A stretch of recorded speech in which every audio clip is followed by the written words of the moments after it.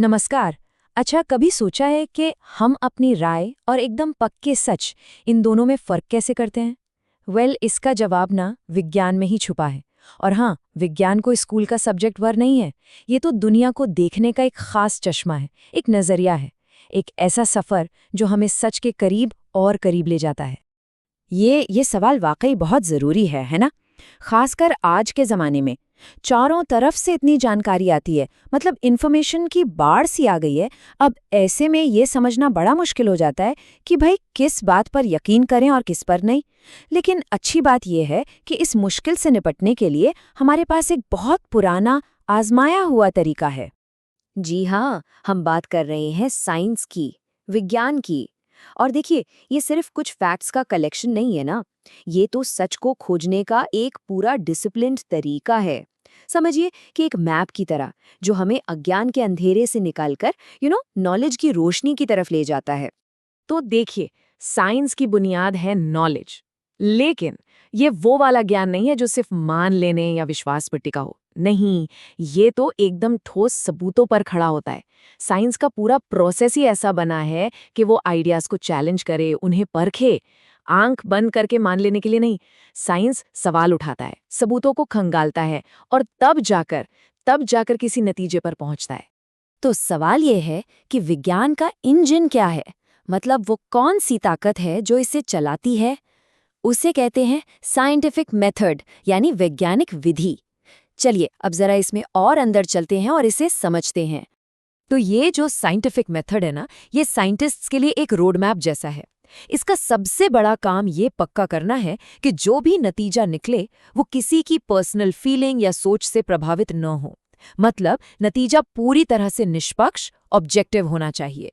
सुनने में थोड़ा कॉम्प्लिकेटेड लग सकता है, पर सच तो ये है कि हम सब इसे अपनी रोज की जिंदगी में इस्तेमाल करते हैं। एक छोटा सा एग्जाम्पल लेते हैं। मान लीजिए कमरे की ट्यूबलाइट नहीं जल रही। ये हुआ आपका ऑब्जर्वेशन, यानी पहला स्टेप। फिर आपके दिमाग में आता है, लगता है ट्यूबलाइट फ्यूज हो गई है। ये है आपकी हाइपोथेसिस। तो आप सोचते हैं, अच्छा अगर ये फ्यूज है तो नई लगाने पर जल जानी चाहिए। ये हुई प्रिडिक्शन।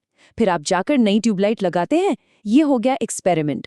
और बत्ती जल गई तो आपका जो नतीजा निकला उसने आपकी हाइपोथेसिस को सही साबित कर दिया।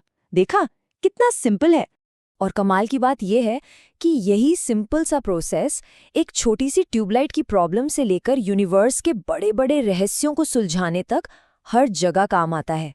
और कभी-कभी तो इसी मेथड से ऐसे ऐसे आइडियाज निकल कर आते हैं जो दुनिया को देखने का हमारा पूरा नजरिया ही बदल कर रख देते हैं। अल्फ्रेड वेगेनर की कहानी इसका एक जबरदस्त उदाहरण है। उन्होंने क्या देखा?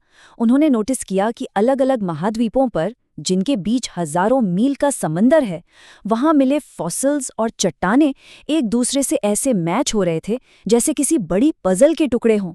तो उनके दिमाग में एक आइडिया आया, एक हाइपोथेसिस, कि क्या कभी ये सारे महाद्वीप एक साथ जुड़े हुए थे, एक सुपर कॉन्टिनेंट। उस जमाने के साइंटिस्ट ने उनकी इस बात का खूब मजाक उड़ाया। कॉन्टिनेंटल ड्रिफ्ट, क्या बकवास है। लेकिन वेगेनर अपनी ऑब्जर्वेशन पर टिके रहे।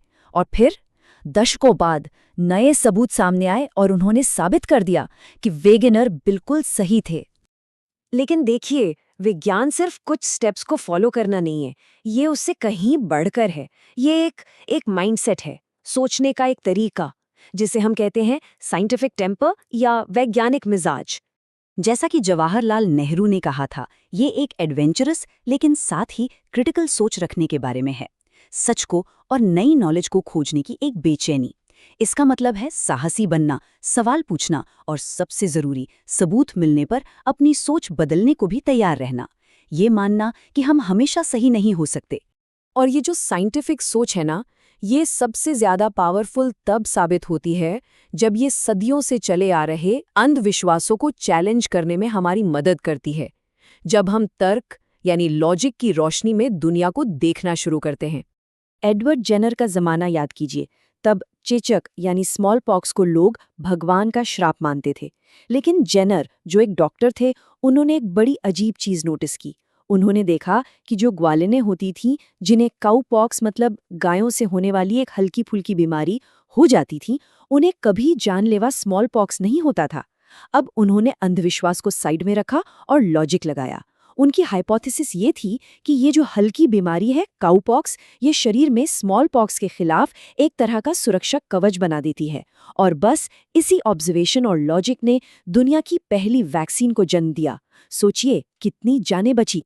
तो सवाल ये उठता है कि इस साइंटिफिक मेथड और इस सोच का हमारी दुनिया पर आखिर असर क्या हुआ है? असर इतना बड़ा और इतना गहरा है कि इसने हमारी जिंदगी के लगभग हर हिस्से को पूरी तरह से बदल कर रख दिया है। कृषि के फील्ड में देखिए, इसने हरित क्रांति को जन्म दिया। पेड़ पौधों के बारे में हमारी समझ बेहतर हुई, जिससे ज्यादा पैदावार वाली और मजबूत फसलें बनी, और नतीजा दुनिया में फूड सिक्योरिटी बढ़ी। अब आते हैं हेल्थ पर। दुनिया भर में लोगों की औसत उम्र बढ़ गई है। चेचक जैसी खतरनाक बीमारियां अब इतिहास का हिस्सा है, और न जाने कितने मेडिकल और सर्जिकल एडवांसमेंट्स ने हमारी जिंदगी को कितना बेहतर बना दिया है। और बात करें एनर्जी और इंडस्ट्री की, तो साइंस ने ही हमें क्लीन, रिन्यूएबल एनर्जी के सोर्स दिए हैं। 1870 के दशक से जो इंडस्ट्रियल ग्रोथ हुई, उसकी रफ्तार को इसी ने बढ़ाया है। और आज जो हमारे सामने पर्यावरण से जुड़ी चुनौतियां हैं, उनके नए नए समाधान भी यहीं से निकल रहे हैं। तो ये तो साफ है कि साइंस ने हमें बहुत कुछ दिया है ना? लेकिन क्या ये हमें सब कुछ बता सकता है? चलिए अब इस पर थोड़ा रुक कर सोचते हैं। देखिए, विज्ञान ये बताने में एक्सपर्ट है कि कोई चीज़ कैसे काम करती है, ये दुनिया कैसे चलती है। लेकिन जो क्यों वाले सवाल हैं, उनका क्या? जैसे जिंदगी का मकसद क्या है, क्या सही है, क्या गलत? इन सवालों पर आकर अक्सर साइंस और धर्म दो अलग-अलग रास्तों पर खड़े दिखाई देते हैं। साइंस का रास्ता सबूतों और एक्सपेरिमेंट से होकर गुजरता है, ऐसी चीजें जिन्हें हम देख सकते हैं, जांच परख सकते हैं। वहीं दूसरी तरफ धर्म का आधार है आस्था और विश्वास, जो कि एक बेहद पर्सनल अनुभव का मामला है। मतलब दोनों एक ही दुनिया को देख रहे हैं, लेकिन उनके सवाल पूछने का तरीका और उनके जवाब अक्सर अलग-अलग होते हैं। पर क्या ये जरूरी है कि ये दोनों हमेशा एक दूसरे के खिलाफ ही हों? शायद नहीं। आखिरकार दोनों ही सच को जानने की हमारी, इंसानों की, एक बुनियादी कोशिश का हिस्सा हैं। वे अलग अलग सवालों के जवाब दे सकते हैं और शायद एक दूसरे के पूरक भी हो सकते हैं। हमें इस यूनिवर्स की विशालता को सराहने में मदद कर सकते हैं, भले ही हमारे देखने के नजरिए अलग अलग हों।